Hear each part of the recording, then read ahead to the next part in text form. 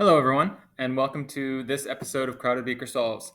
In our last episode, we did some unit conversions from grams to moles, and in this one, we're doing the opposite. We're taking moles, the amount of substance that we have, and we're going to change it and represent it into grams. So let's get going. It's another unit conversion. If you have 8.43 moles of carbon, how many grams of carbon would you have?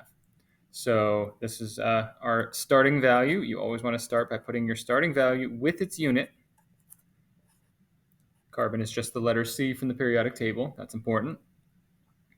And because I'm changing it to grams, I'm going to need to make a conversion factor. Because I'm starting with moles, that's going to go on the bottom. Moles of carbon.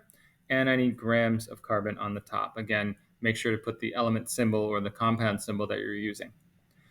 Then you need to know what these numbers are. And anytime you need to know grams per mole, you would go to your periodic table, find the element or set of elements you're working with, and get the total weight of it. Carbon is 12.011, and that is the number of grams in 1 mole of carbon. Now, I don't have 12 grams. I've got something less than that. So I'm going to end up with less than a mole of carbon. And if I grab my calculator, I will end up with this number in my calculator. I'll let you see it. So 0.701856631, another ridiculous number your calculator is just going to give you because that's what they program it to do.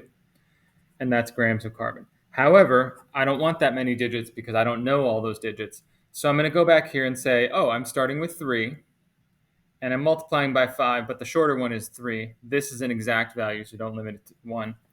And you're going to end up with 3 digits in your answer after the zero. So 0.70, but then this one would get rounded up to a 2 because of the 8 that's there. So 0.702 grams of carbon, and that is my answer to the appropriate number of sig digs. Okay, so that's how you change moles to grams. Multiply by its mass from the periodic table and how many moles you have. So it's your turn. So we'll set up another one here real quick. And this one says if you have 0.062 moles of copper, how many grams of copper would you have? Feel free to pause the video, take a moment and solve it, and then hit unpause when you come back and we will look at the solution.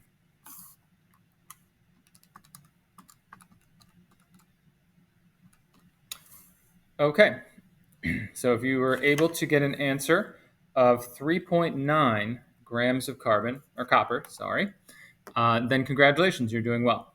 So again, the same idea. Number of moles that we have. 1 mole goes in the bottom. We're trying to get to grams. That's the number from the periodic table, 63.546. And when you find that value for copper, which is right there, you multiply it through. You get another ridiculous number on your calculator, but rounding it to 2 digits because that's what you started with, 3.9 grams of copper. So there you have it, a moles to grams conversion, just the opposite of the grams to moles we did last time. If you have a suggestion of a problem you'd like me to solve, feel free to put it below or contact me. In the meantime, happy solving and have a great day.